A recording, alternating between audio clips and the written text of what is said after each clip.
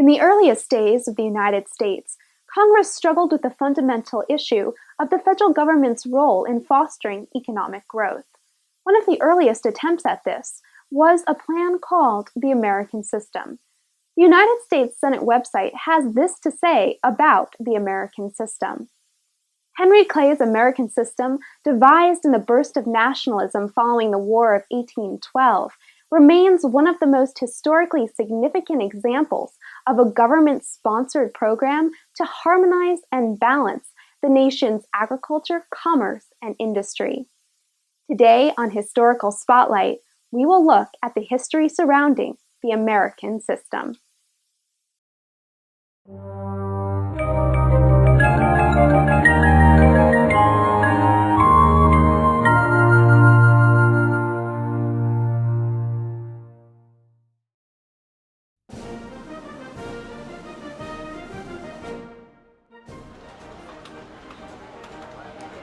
On February 2, 1832, the United States Senate chamber was packed with people waiting to hear Kentucky Senator Henry Clay deliver the first speech of his Senate career. Clay's oratorical skills were widely admired. Historian Merrill Peterson tells us that people came to hear the man whose powers of persuasion, now charming, now badgering, now beseeching, now deprecating, now subdued, now vehement, were legendary. Clay did not disappoint his hearers. Over a 3-day period, he waxed eloquent over a policy he and his fellow Whig Party members believed was vital to the future destiny of the growing country. Clay argued that if its principles were implemented, the existing prosperity will be preserved and augmented, and the nation will continue rapidly to advance in wealth, power, and greatness without prejudice to any section of the Confederacy. Clay called this policy the American System. It essentially consisted of 3 main features. First, high tariffs on the importation of foreign goods. Second, federal government subsidies for internal improvements such as roads and canals. Third, the preservation of a national bank. Clay and his fellow Whigs said these principles, acting in concert, would spur economic growth, while strengthening and unifying the country. The American system would create a nation of wealth, power, and greatness. Yet within a generation of Clay's speech, the nation would experience a civil war with nearly 700,000 deaths and a loss of more than $75 billion of property in today's value. What happened to the American system? Was it ever implemented? Was it implemented and found wanting? What happened to the economic plan the U.S. Senate says was one of the most historically significant examples of a government-sponsored program? To answer these questions, let's take a deeper look at the American system. With their military victory at Yorktown and the subsequent signing of the Treaty of Paris in 1783, America had achieved political independence from Britain. However, as a result of the war, several American industries were hurt. Particularly affected was the New England region. Shipping and shipbuilding were severely damaged. The cod fishing industry was destroyed. In contrast, Britain used the time of the war to actively promote and subsidize its own industries.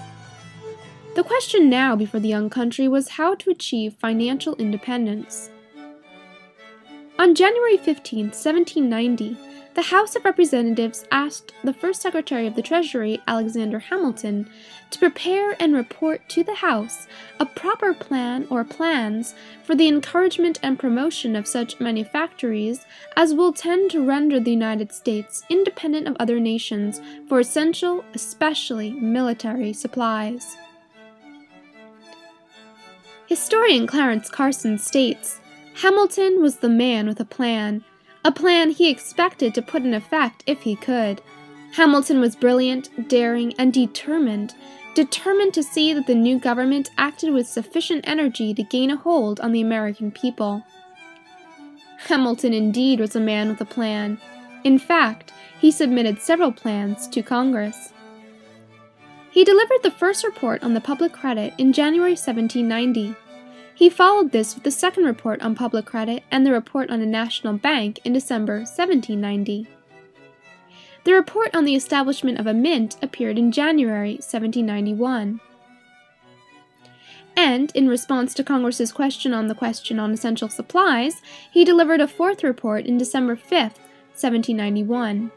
It was called Report on the Subject of Manufactures to Congress. Early in his report, Hamilton revealed his economic perspective.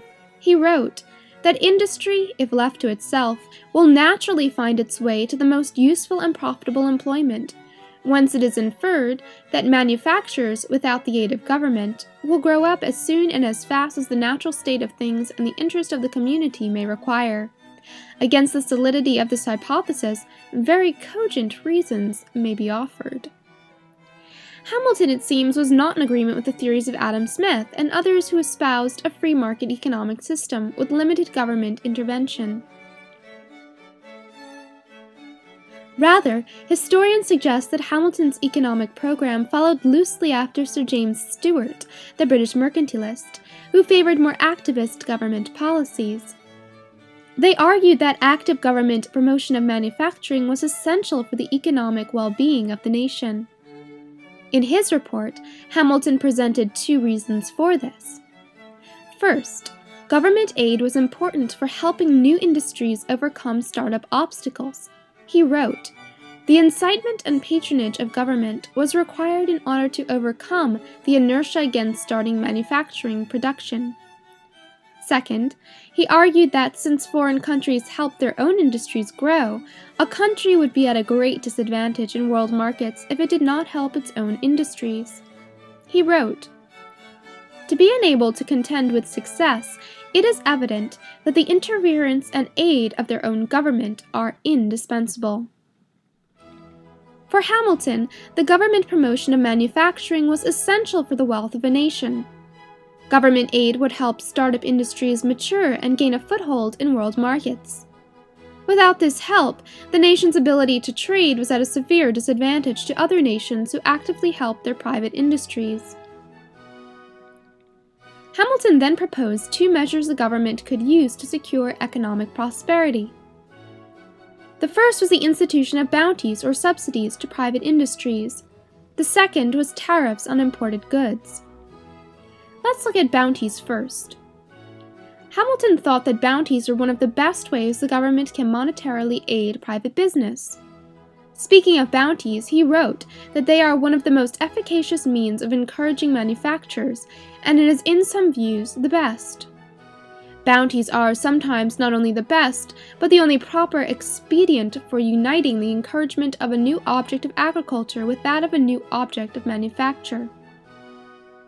Hamilton reasoned that it was in the nation's general welfare to fund and support specific industries. It is therefore of necessity, he wrote, left to the discretion of the national legislature to pronounce upon the objects which concern the general welfare, and for which, under that description, an appropriation of money is requisite and proper. A second measure Hamilton calls for in his report was import duties, or tariffs. He wrote, "In order to a better judgment of the means proper to be resorted to by the United States, it will be of use to advert to those which have been employed with success in other countries. The principal of these are protecting duties, or duties on those foreign articles which are the rivals of the domestic ones intended to be encouraged." Hamilton urged that tariffs would allow domestic manufacturers to undersell their foreign competitors and also act as a source of revenue for the United States. Hamilton again disagreed with Adam Smith and others who suggested that tariffs actually tend to incite trade wars and work to decrease revenue as a whole. We have looked at two planks of Hamilton's American system, bounties and tariffs. These are found in the report on manufacturers. The third plank of the American system, included in Hamilton's system for America's economic independence, was the establishment of a national bank. In his second report on public credit, Hamilton wrote that from a conviction, as suggested in his report herewith presented, that a national bank is an institution of primary importance to the prosperous administration of finances, and would be the greatest utility in the operations connected with the support of public credit. His attention has been drawn to devising the plan of such an institution. Speaking of a national bank, Hamilton said, "Trade and industry, wherever they have been tried, have been indebted to them for aid, and government has been repeatedly under the greatest obligations to them in dangerous and distressing emergencies." Hamilton believed that a national bank could establish the financial credibility and stability of the United States through the following means. First, by making loans to private businesses and the U.S. government. Second, by handling government funds. And third, by providing a national currency. These, he said, would help the national government regulate finance efficiently. As we have seen, Hamilton's economic system consisted of the three planks: bounties or subsidies to private industry, tariffs, and the formation of a national bank. What became of Treasury Secretary Hamilton's suggestions? Congress never formally adopted his plan. However, bills were eventually passed concerning a national bank and tariffs. Hamilton's plan, which would form the basis of Henry Clay's American system, raised issues that would invoke spirited debates in the new country.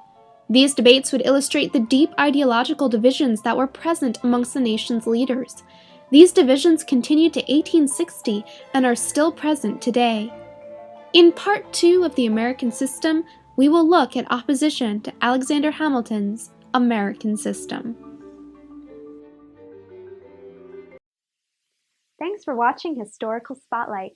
You can watch more historical videos at www.historicalspotlight.com.